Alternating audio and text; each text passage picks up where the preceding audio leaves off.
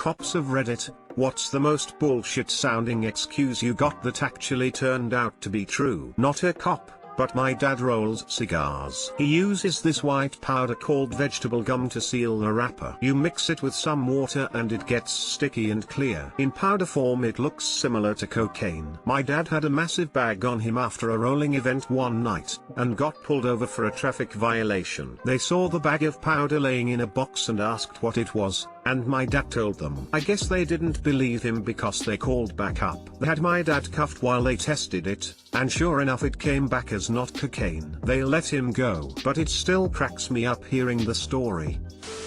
Had a domestic in progress I responded to during Christmas Day, and the excuse for them fighting was we're not mad at each other, we're just upset because we wanted to surprise the kids for Christmas. We got some deer, dressed them up, now they're destroying our house.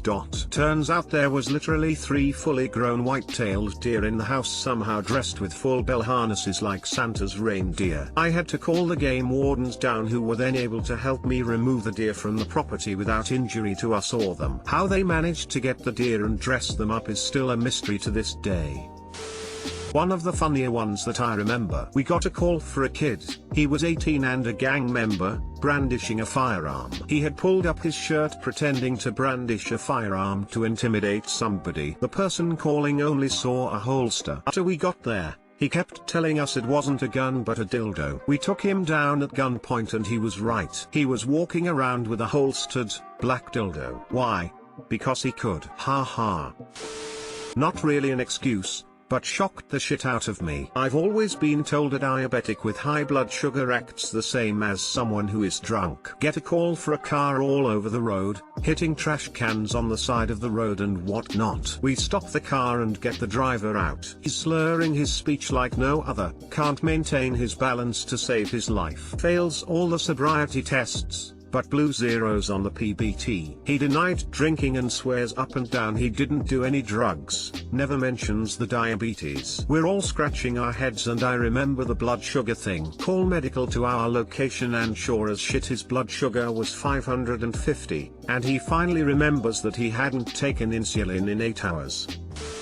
My dad is an officer and he pulled someone over for speeding and running a red light, and they said their breast implant burst. He called EMS to rush them to the hospital and turned out it did, and it's actually very dangerous if they leak. Edit, thanks for my first silver. Edit, it's not actually as dangerous as I thought. Thanks to the plastic surgeons that commented. Do you know why I pulled you over? My boob exploded.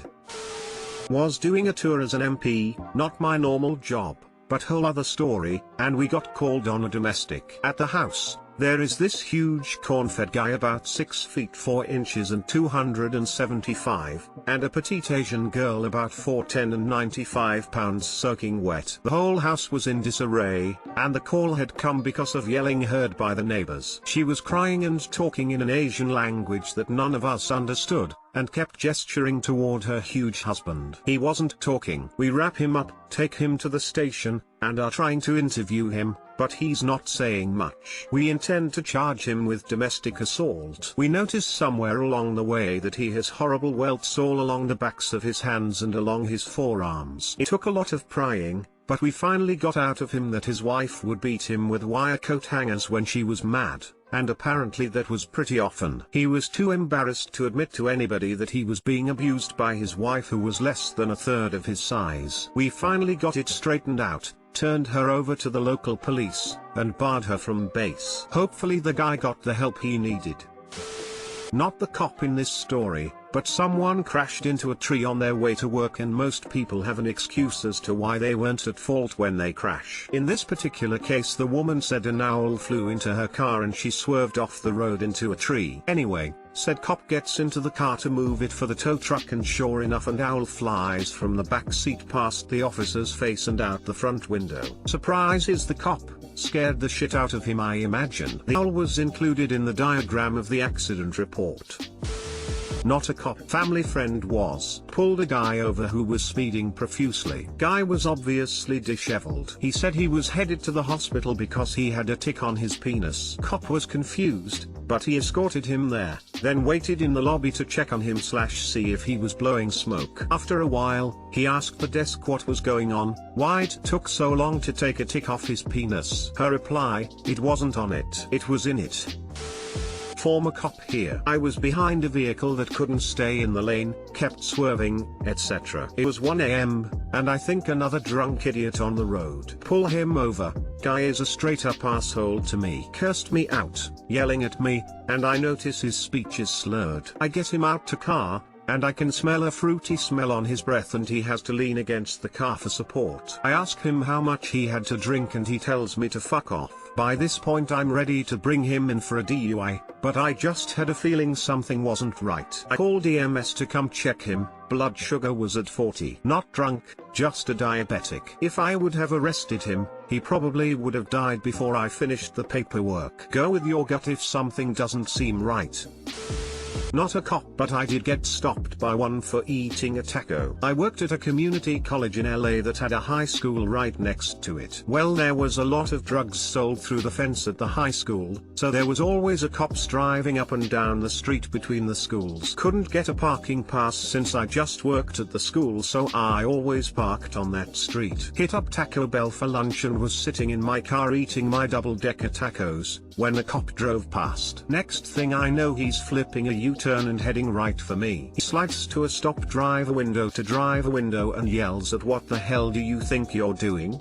Stunned, I just said eating my lunch. Well, he isn't buying it and says I'm hiding something. I just hold up my taco and looked so confused. He burst out laughing and peeled out. Saw him a few times after that and he always waved and had the biggest grin on his face. My friend had something similar happen. He got a burrito he'd been craving and had it in his lap. At stoplight he's looking down at the burrito salivating over it when a police pulls over and tells him to get off his phone. He just lifted up the burrito and the officer laughed and drove away. The way he tells it crackers everyone up. Also, this was a story I heard years ago, so sorry if the details are wrong. Edit, lol at autocorrect. I'm leaving it. My first ever real call was for a flasher at the local park. When I got there and finally found him, it was a mentally impaired young man 16 to 17 who had a pair of headphones on in a full Pooh Bear. I said, hey man, come here, what the hell is going on? You know you have to keep your pants on, especially at the park. He goes on to tell me he had bad itching down his pants and couldn't take it anymore, so he had to rip his pants off and was running home to get help. I said, come on, you couldn't make it home first? He said no, I had ants in my pants. As sure as shit, according to more than one witness's account, he had been sitting in a sandbox playing at the park and accidentally on a nest of red ants that had crawled up his pant legs. I love that this was your first call.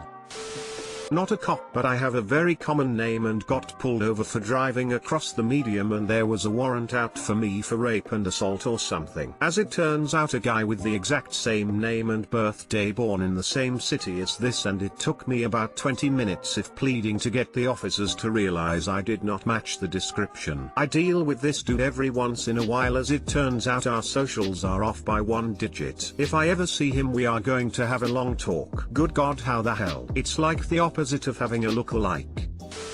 I'm running booking one night, guy gets brought in for possessing a truly stupendous amount of drugs. I'm talking like 2 Rubbermaid totes full of shrooms, a huge bag of weed, and enough heroin to overdose half the county. Well, says he, I'm a DA informant and they told me to make the drops so they could be there and raid the crap out of everybody and let me go for helping. Right. Face left please. Guy is like, I'm telling you dude, they're gonna be super pissed that you country retards fucked up their buzzed. Whatever, get in the holding cell and shut up. About 3 hours later 3 guys show up, DEA agents. They're super pissed that our deputies fucked up their buzzed. I go back to the holding cell to let the guy out, and he's just like, they're super pissed, huh? Yeah. Told you so. Not a cop, but I had a run-in with one that was really funny once. When I was 18, I was on a double date with a friend, and we stepped out of a restaurant to smoke. A cop came up and started harassing us. telling us there had been break-ins into cars in the area. Eventually, he said he needed to pat us down, and he pulled a brown paper bag out of my friend's pocket. He got a smug look on his face and asked, "So, what's in here, huh?" My friend said, "The Emancipation Proclamation," with a completely straight face. The cop opened the bag, pulled out a small booklet, got embarrassed, and let us go. My friend had been to the Lincoln Museum earlier that day and did actually have a small copy of the Emancipation Proclamation in his pocket. Mid-July in like 2008, young kid going 93 in a 55. I swing and he immediately pulls over. Approaching the car, his first words before I can even start speaking, "My dog died, he hung himself.